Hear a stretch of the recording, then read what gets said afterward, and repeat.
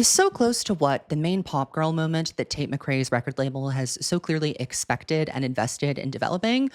Well, yes and no. It seems the Y2K Britney allegations were taken very seriously in the process of making this record, both sonically and visually. I am one of those people who has compared the two, often citing Tate's Britney tendencies, particularly in her physicality and her performance, as a strength for her to lean into. And I still think that. But I also do think that leaning more into referential music rather than innovative pop music has yet again yielded a perfectly satisfactory, but not groundbreaking or particularly artistic pop record. Though it is very solid and much more accomplished than any of her prior efforts, there is something kind of sterile and almost clinical about the referential Y2K music that's being made today, and not just Tate McRae's. And I've kind of been trying to figure out why that is. So I do want to explore that a little bit in my review of So Close to What.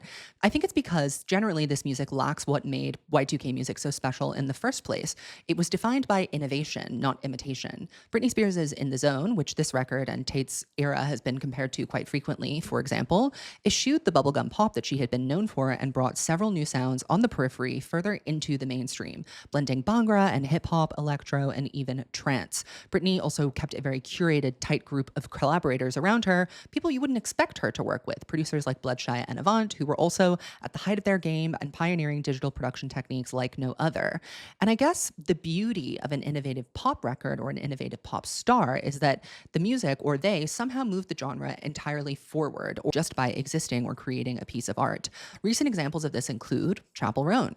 You don't need to completely reinvent the wheel to do something new. Sometimes it's the combination of a few unique skills that you bring and or curate that creates innovation. What you'll notice from a lot of the girlies that are making Y2K music is that that period of time in music is their only reference. They aren't really looking at what came before or even after it to inform their sonic palette. It is very emblematic of the nostalgia core that has popped up on TikTok with people being obsessed with Y2K fashion. People aren't really trying to style it in new ways. They're just trying to directly do a copy and paste identical version of what has gone on before. Back to Chapel Roan though for a second. She has various influences in her music, from 80s new wave to 90s bubblegum pop and theatrical glam rock. This is why she's able to be embraced by both Elton John and Lady Gaga. She doesn't really rely on sampling very much in her production. She builds on past styles by taking what she likes from them rather than trying to recreate them for this moment. Her melodic phrasing in her voice is very elastic. There are key changes, modulations, and other vocal quirks that you'd be more likely to see on Broadway or in a rock opera than playing on the top 40. And furthermore, her writing and her lyricism is also very pointedly about something. She isn't vaguely addressing some nebulous the media.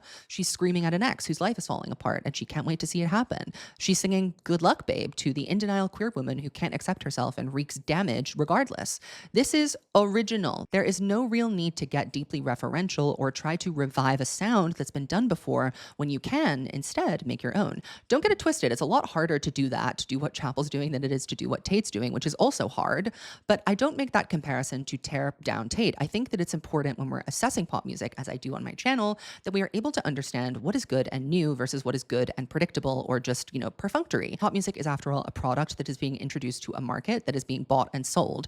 And whether it's being bought and sold at certain levels can give you an indication of how successful it is. Let's even just take a moment to look at the branding of these two records to really highlight the point that I'm making here. The Rise and Fall of a Midwest Princess is a clear, concise, and intriguing title for the record. It also encapsulates the journey that's being undertaken on the track list, chronicling Chapel Roan as she steps into her queer identity after suppressing it for so long, recovering from almost making it and becoming something stronger. So Close to What is a great title for this record because what does it mean? What are we talking about here? There isn't really a central idea, thesis, or theme that runs throughout the record. The album visuals also do not really give us an idea, if anything. In an unfortunate way, I think So Close to What kind of proves my point about this album. Great gowns, beautiful gowns. But what are we talking about? So let's return to the record at hand. So Close to What is Tate McRae's third studio album following 2023's Think Later.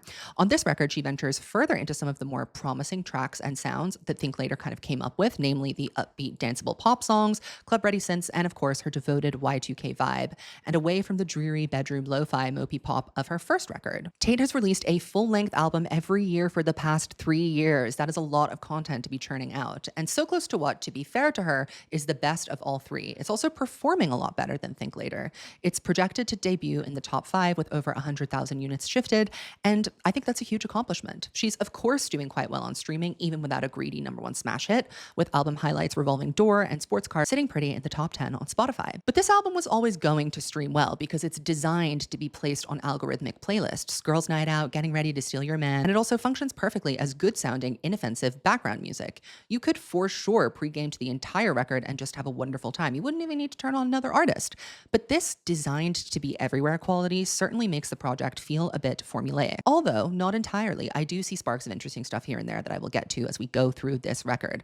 The main takeaway that I got from Tate as an artist from listening to her interviews promoting this record with Zane Lowe and other radio show hosts is that she is an excellent student and an extremely dedicated worker. She has that pursuit of excellence that only a professional dancer has. She's detail-oriented, she's practice makes perfect, she puts in her hours to really hone her craft. She's in the studio doing countless writing sessions so she can learn.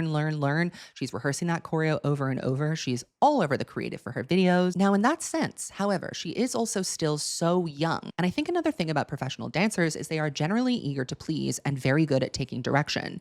I think the issue here is that Tate acts like a master of what she does know, which is performance, videography, choreography, serving, essentially, when she's creating her album, but she's still acting very much like a student at what she doesn't know, which is how to make pop songs.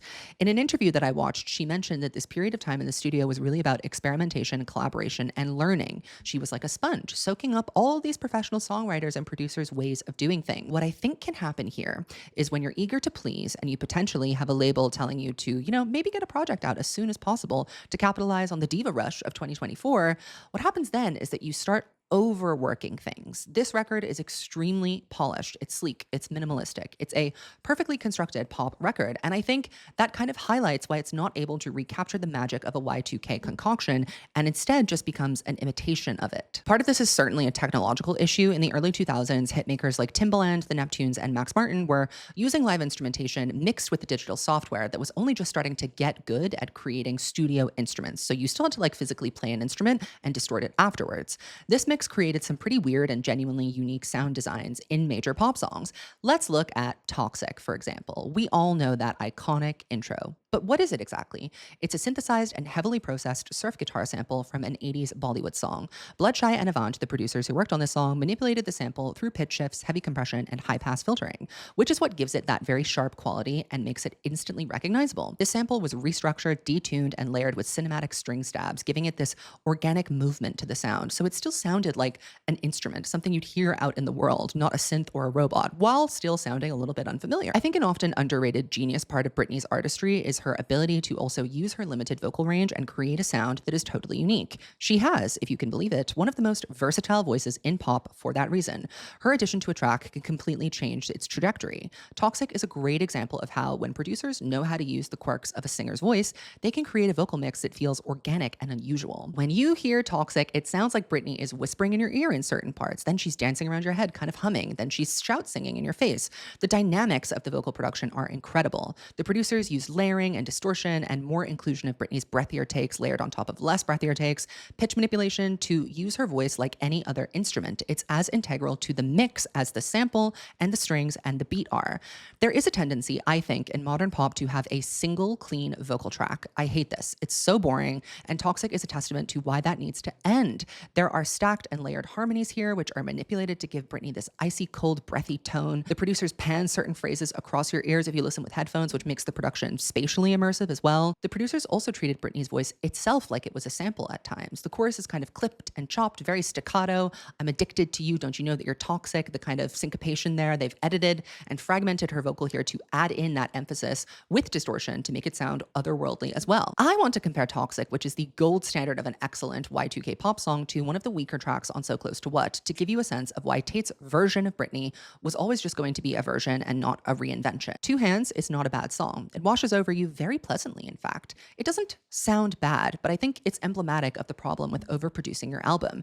Two Hands has heavily processed, ultra clean vocals that sit perfectly in the mix. Her vocals are neither too far nor too close. They are clean enough to not be eclipsed by the track. However, the track and the vocal feel like separate entities because of this. Remember, the genius of Toxic was how the vocals were treated like a sample, incorporated into into the mix, played with and distorted on the main vocal track, not just in backgrounds or ad-libs, which there is plenty of on So Close to What elsewhere. Two Hands is also, like every other major pop song, auto-tuned, and that's not a problem. But I think the vocal processing here, the reaching for perfection, really flattens and neuters the delivery of it. There isn't a lot of personality in this vocal. It's very straightforward. And the production elsewhere on the song is soft and moody, designed to be like dreamy and digestible. It's certainly not created to push the needle or surprise the listener. There aren't any interesting textures or rhythms here, so there's no dynamic contrast between the track and the vocals. The song doesn't progress, it just exists. Whereas Toxic, from the intro to the verse to the chorus, these all feel like completely different organic moments. There's no distortion on Two Hands, there's no real tension, there's no element that feels off in an intriguing way. For example, a more contemporary example, on Chappell Roan's Pink Pony Club, we have those heavy synth guitar riffs on the chorus that really makes the song. A lot of the production on Tate's record and in her discography as a whole veers away from imperfection and into digestible, algorithm-friendly pop songs. They work phenomenally as background music, and don't get me wrong, I will be streaming, but I won't be imprinting on these songs. I'll listen to them at the gym, but I'm not going to be talking about and dissecting this album in 10 years' time. Let's talk about my first reaction, which is unfortunately lost to the sands of time. Yes, I did film it, and my microphone for some reason shut off. I was silenced by the gods, so I'd had to come up with this review instead. But my gut reaction was, yay! That was a fun listen. And then I promptly forgot most of the songs I heard and only had this nebulous feeling or sensation that I had enjoyed it, but couldn't remember it. And upon my re-listening today and yesterday, I feel the same way. Though there are moments here and there that I was excited by, I wasn't expecting much just based on the pre-release singles. I felt it was instantly better than Think Later, and I also felt that it sounded like it was designed to make a great show.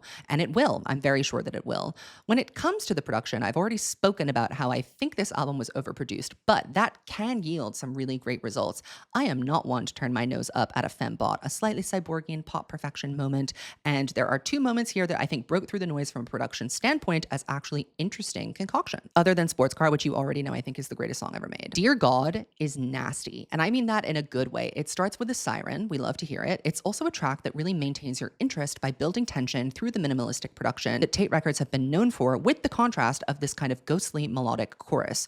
The song starts in kind of a hushed, sparse tone, and the conceit of the song is very clever. She's basically praying to God, please stop making me horny for this man. I'm trying to get over him, but he me so good that I almost said I love you, as Lana Del Rey would say. So the vocal delivery on the verses kind of conveys that secrecy with the hushed tone. It's a bit cavernous. There's a lonely and exposed sensation here, and the suspense is just building and building, and then there is this explosive dynamic shift in the chorus. It seems to erupt out of all that built up tension like an elastic band pulled back and finally allowed to snap.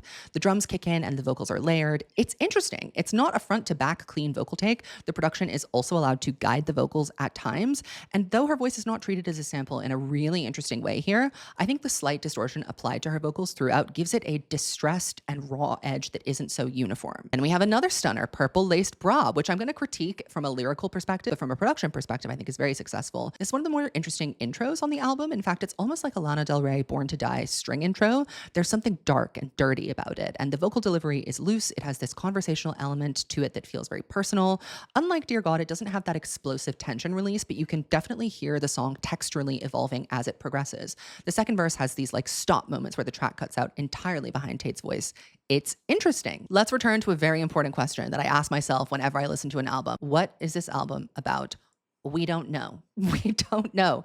There are a couple of individual topics explored on the record, but there isn't really one overarching concept that ties it all together effectively. Again, So Close to What means nothing. I also have not really heard her explaining the album title anywhere, so I'm perplexed about what that actually means. But she said over and over that these writing sessions were about her learning how to write pop songs, and also for the first time, she was creating and learning how to write pop songs with performance first and foremost in mind. She had the choreo and the tour at the forefront of her imagination, which led her to make more dance music. Now, I love that. I think that is iconic. However, there is an artistic impulse here that is missing, and I think that's why she keeps catching the algorithm pop allegations. Sabrina Carpenter's record Short and Sweet was definitely also created to be a hit and also to be picked up by the algorithm, but it also had this extremely charismatic, characteristic, personality-infused messaging, theme, and vision behind it.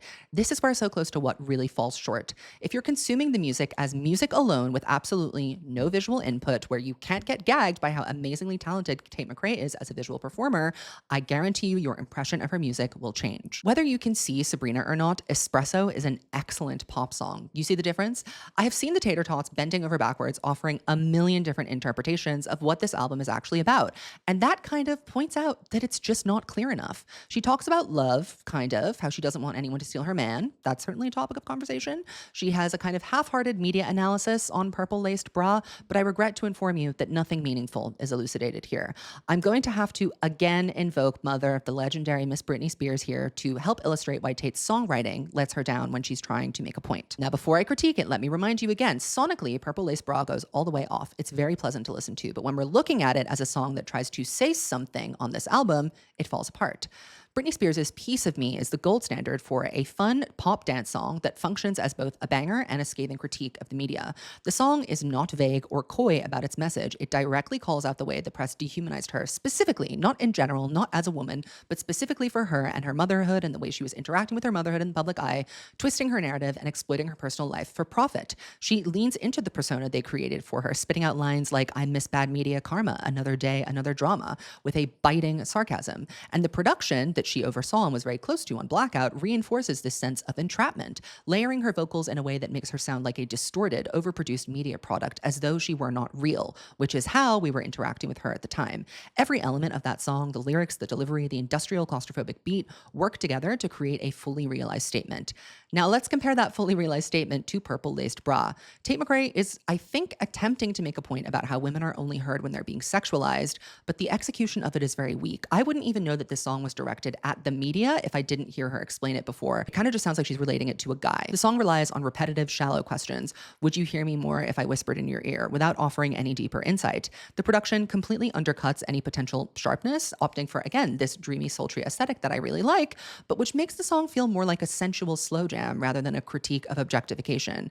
At its worst, it kind of falls into the very trap it claims to be criticizing. The stark difference between Piece of Me and Purple Laced Bra really highlights Tate's biggest songwriting flaw. She gestures towards themes without really committing to them. Purple Laced Bra wants to say something but never quite figures out what that is. That ambiguity might work for a love song, but when you're trying to make a statement, you need conviction. Britney had it with Piece of Me. I don't think that Tate has it here on Purple Laced Bra. There's also the issue of perspective. Britney's Piece of Me was written from the trenches of one of the most brutal media takedowns in modern pop history. She was relentlessly stalked by the paparazzi, dragged through the tabloids, mocked on late night television, and legally stripped of control of her own life. When she sings about the media's obsession with her, it carries a real weight. She lived it in a way that few pop stars ever had. Tate McRae, on the other hand, is not facing that level of scrutiny. She's not being chased down the street by photographers or having her personal life dissected on primetime news. Her version of media pressure is mostly coming from TikTok comments and stan Twitter debates. While online criticism can be very overwhelming, and I'm sure that it takes an incredible mental toll on her, it's not the same as the 24/7 global surveillance that Britney had endured. This isn't to say that her feelings aren't valid and she hasn't experienced horrific abuse online. It's just that the way that she has chosen to express this sentiment has made it seem more hollow than it is because it exists in the context in comparison to other songs that have covered similar ground to better effect.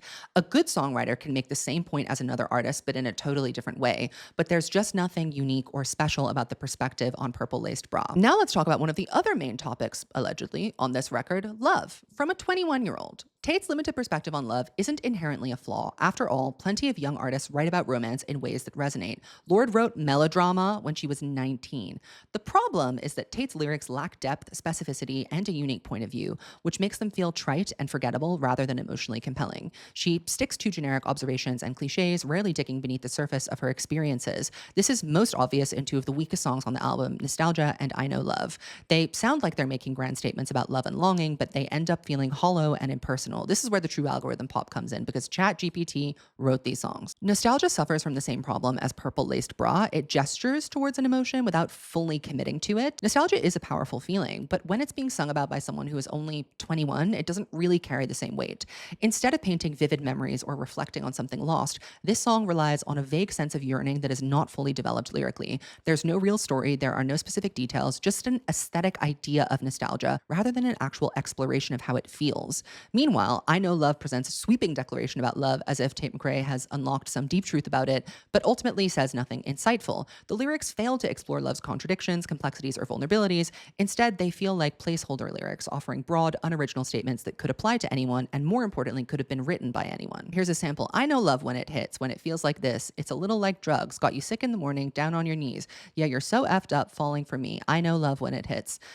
Again, the issue is not that Tate is 21 years old. Plenty of 21-year-olds have had very interesting things to say about falling in love. The issue is that she has nothing interesting to say about nostalgia or love, and that highlights the fact that she is only 21 and has limited life experience. Then there's Greenlight, which doesn't just suffer from bland lyrics and uninspired themes, but also from the unfortunate fact that Lorde already did this concept better. Greenlight from 2017 was an electrifying reinvention for Lorde, capturing the manic, restless energy of heartbreak in a way that felt urgent and exhilarating. She was also, again, 19 when she wrote this. It had a build-up that paid off in explosive catharsis with lyrics that felt offbeat yet emotionally raw and honest. Tate's Greenlight, on the other hand, lacks personality, build-up, and emotional tension. It's radio-friendly, but entirely unmemorable, coasting on generic relationship drama without the intensity, wit, or innovation that made Lorde's song so incredible. It's not just a worse version of a better song, it's a testament to how Tate's songwriting rarely pushes beyond what's easy and obvious.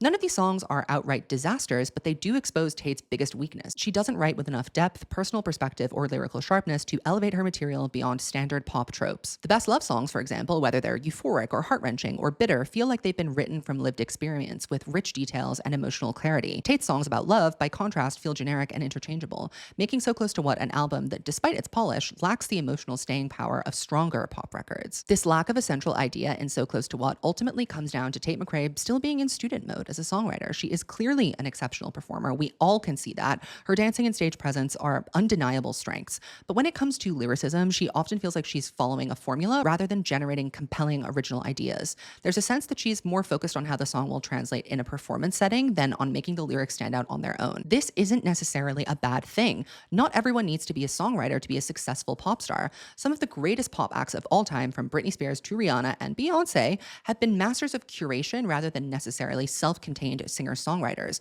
What sets them apart is their ability to bring their personality and their creative vision into that music while overseeing it, even when they aren't the ones writing every single lyric. That's why the moments where Tate leans away from the mopey-wopey sad songs and also from the hyper-polished, industry-safe songwriting formulas are the most promising parts of So Close to What. Revolving Door, Sports Car, or Dear God, these suggest that she's at least starting to take some more risks. And she's not going to really advance her lyricism. Experimenting with the production is kind of the next best thing to do. And that's an improvement. But I think for her to really step into her own as an artist, and she's got a lot of time, she's only 21 years old, she needs to push beyond these vague, half-hearted attempts at depths and develop a stronger perspective. The performance element is so clearly already there. She's ready to be a superstar. Now she just needs to give herself something more interesting to say. Let's discuss the rollout for a minute. The rollout for So Close to What was, to put it lightly, messy and poorly paced. There was simply too much time between singles and not enough momentum building moments, and most frustratingly, a shocking lack of live performances. Tate is an incredible performer. This is what she's best at. She has the kind of precision, confidence, and stage presence that sets her apart from many of her peers that make way better music than she does. So why did she get almost no major televised performances for any of these singles during this campaign? Can someone please explain this to me? Her Billboard Music Awards performance of Greedy is what truly made that song go viral, not a music video, cementing her as a serious pop star. It was the moment that made people sit up and say, oh, she's not just a TikTok girl, she's the real deal. So why wasn't that strategy repeated here? Why couldn't she at least perform at the VMAs? Why wasn't she booked to present or perform at the Grammys? This rollout completely underutilized her strongest skill set, and the label clearly believes in her as a streaming star, but they have failed to showcase her as also an incredible live act, which she truly excels at. I guess you're just gonna have to get tickets to her concerts to see these songs live. If we were rebuilding this rollout properly, here's how I would have had it gone. Lead single, Sports Car. Sports Car should have been the introduction to this era. It is her best dance track. It's immediately an earworm, and it would have set the tone for the Y2K club aesthetic she's been leaning into. She also, I think, could have performed this at the VMAs as a very high energy number, establishing the sound and the visual identity of the record. That would have been incredible. I mean, if we had Halsey doing Ego on the VMA stage, we can be getting Tate McRae up there to do Sports Car. For the second single, I would have gone with Dear God. I think this song actually does have, a little bit of emotional depth and would have given her an opportunity to showcase her vocal performance alongside her dancing. I think a really great late night TV show performance of this, or an MTV Unplugged style stripped down, really sexy Maxi version could have demonstrated her range and her maturity as an artist. I also think it would have allowed the album rollout to have some tonal variety instead of just dance heavy bops. And for the third single, I would have gone with It's Okay, I'm Okay. It's a perfectly balanced mid-tempo hit that feels and radio friendly, and it has clearly done well on streaming, so we got to keep it in the mix somehow. I think that this structure of singles being released would have allowed the album to build momentum properly, giving each song a moment before leading into the full record. Instead, we got a very scattershot release strategy with too much downtime between singles and a rollout that relied entirely on streaming. Tate really is on the brink of becoming a defining pop star, but her label needs to get their act together if they want to push her into that next tier. If she had 2 or 3 more career-defining performances in the past 6 months, I don't know if we would even be debating whether she's a main pop girl or not right now. If you can really harness the momentum of your performance and translate that, then maybe, somehow that live performance element can overcome the fact that there's very limited emotional depth or precision on these lyrics. The potential is all there. It's just about executing it properly. And at this point, I think we really do need to retire the Britney comparisons, not because Tate isn't talented, because she clearly is, but because she isn't capable of the same level of artistic curation that made Britney Spears the icon that she is. Britney may not have been a songwriter, but she had a killer instinct for selecting songs, producers, and collaborators that matched her artistic evolution. She took risks, she rejected songs that didn't fit her vision, and she shaped the sound of her albums in ways that made them feel really cohesive and exciting. Right now, my guess is that Tate is still too much in her student mode and pleasing people around her label, her producers, her fans, even the critics who have compared her to other pop stars like me. Instead of trying to replicate what worked for Britney, I would love to see Tate take control and carve out something truly on her own. That being said, I have to give credit where it's due. Tate is clearly open to feedback, and this album is a marked improvement from where she was just a year ago. So close to what is sleeker, more refined, and more confident than Think Later. That's real progress. And if she keeps growing at this pace, she absolutely has the potential to become a defining pop star of her generation. But she just hasn't passed the excellent bar quite yet, in my opinion, and that's okay. She's young. Sabrina Carpenter and Chappell Roan are both older than her, and neither of them came out the gate with a perfect album. They both had kind of middling projects that struggled with defining their sound and took some time to really hit their stride. Tate has that same opportunity, but it has to start with drilling down on what music she truly loves to make, not what fits a label's vision, not what gets her the best playlist placements, not what reminds people of Britney Spears. If she can do that, I absolutely believe in her ability to become great. And those are my thoughts on So Close to What. Leave me a comment and let me know what you thought of So Close to What. Do you agree with me? Do you disagree? Keep it cute in the comments or I will block you. And I will see you in my next video.